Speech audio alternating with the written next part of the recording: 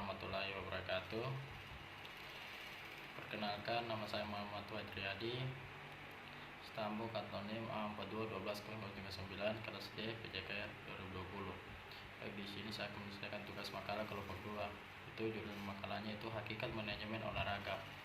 Poin penting dari hakikat manajemen olahraga yaitu pertama yaitu pengertian manajemen, yang kedua atau B filsafat manajemen, yang ketiga praktik manajemen, yang keempat klasifikasi konsep, yang kelima proses manajemen, yang enam perilaku organisasi dalam manajemen olahraga, yang ketujuh pengaruh perilaku dalam organisasi, yang kedelapan yaitu pengertian komunikasi dalam organisasi, dan yang terakhir yang kesembilan yaitu fungsi klasifikasi dalam organisasi.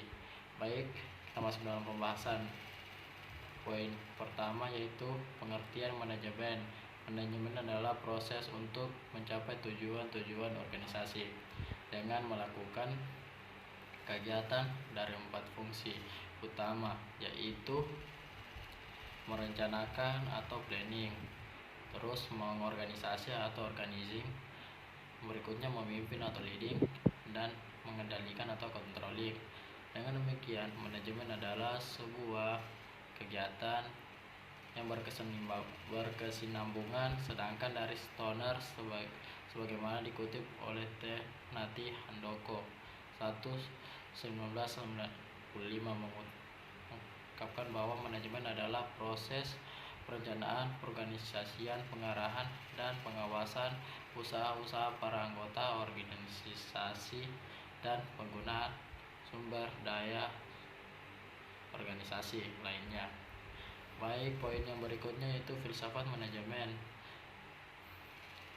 Berbagai teori manajemen berdasarkan pada filsafat di bawah ini, antara lain yaitu filsafat idealisme atau suatu keadaan yang amat sempurna yang menjadi pola dari segala sesuatu yang kita dapati di dunia ini. Filsafat ini sendiri diterapkan dalam manajemen Marxis dan Kondermin, artian yang populer di negara sosialis Jerman dan Skandinavia. Kemudian yaitu teori filsafat realisme.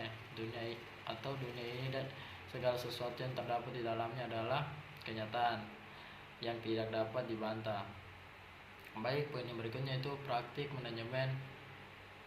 Aplikasi dari filsafat melahirkan beberapa tahapan penerapan manajemen sebagaimana yang diungkapkan George R. Terry 2006.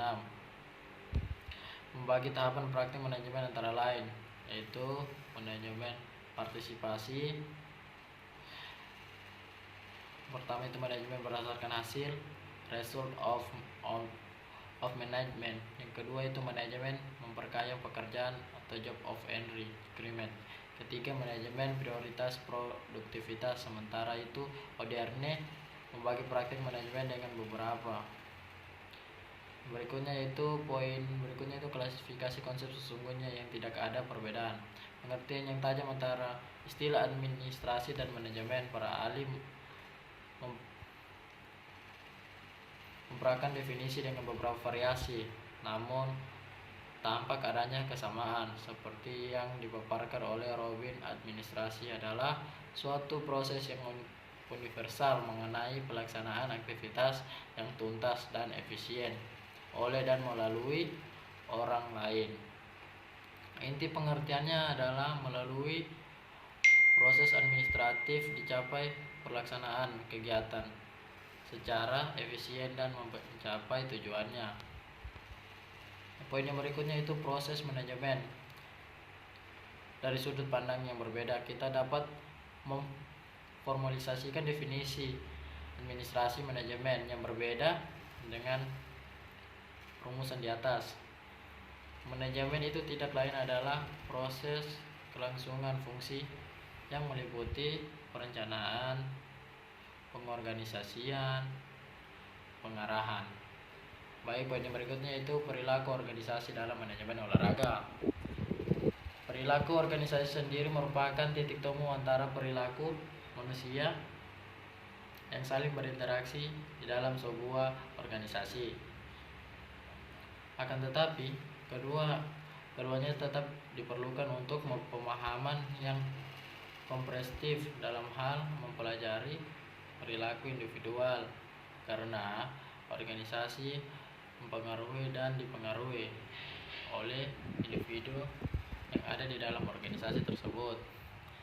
Menurut slogan, perilaku organisasi adalah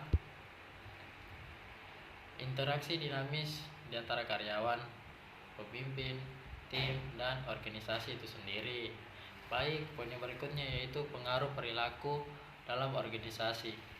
Memahami perilaku menjadi sangat penting, bukan? Karena perilaku adalah suatu fungsi dari interaksi antara individu dengan lingkungannya. Membawa tatanan dalam organisasi berupa kemampuan, kepercayaan pribadi, pengharapan, kebutuhan, dan pengalaman. Manusia sebagai makhluk berakal merupakan makhluk yang mendapat kedudukan tertinggi. Menurut Brad Robert, perilaku mempunyai beberapa dimensi, diantaranya yaitu yang pertama fisik, yang kedua yaitu fisik dapat diamati dan menggambarkan, dicatat baik-baik. Yang kedua yaitu frekuensi, durasi, intens. Yang ketiga yaitu ruang, suatu perilaku mempunyai dampak. Yang keempat kepada lingkungan, fisik maupun sosial, di mana perilaku itu terjadi. Yang berikutnya yaitu waktu, suatu perilaku mempunyai kaitan dengan masa lampau maupun masa yang akan datang. Baik, poin yang berikutnya yaitu pengertian komunikasi. Dalam organisasi, komunikasi sendiri adalah alat pengalihan informasi dari komunikator kepada komunikasi agar antara mereka dapat interaksi. Hasibuan 2002. Komunikasi adalah usaha praktek dalam mempersatukan pendapat, ide-ide, persamaan pengertian, dan persatuan kelompok. Aktivitas komunikasi memiliki ruang lingkup yang sangat luas. Apabila kajian komunikasi dihubungkan dengan organisasi, timbul suatu kajian tentang komunikasi organisasi komando. Baik, poin yang berikutnya itu yang terakhir, fungsi klasifikasi. Dalam organisasi, setiap manusia mempunyai potensi untuk bertindak dalam berbagai bentuk aktivitas. Kemampuan bertindak itu dapat diperoleh manusia baik secara alami, ada dan dibawa sejak lahir, atau dipelajari. Walaupun mempunyai potensi untuk berperilaku tertentu, tetapi perilaku itu hanya diaktualisasi pada saat-saat tertentu saja. Potensi untuk berperilaku tertentu itu disebut ability, kemampuan. Sedangkan ekspresi dari potensi ini dikenal sebagai performance atau kinerja. Baik, semoga video pembelajaran ini dapat bermanfaat bagi saya sendiri, bahkan untuk orang lain. Saya ucapkan terima kasih. Wassalamualaikum warahmatullahi wabarakatuh. Terima kasih.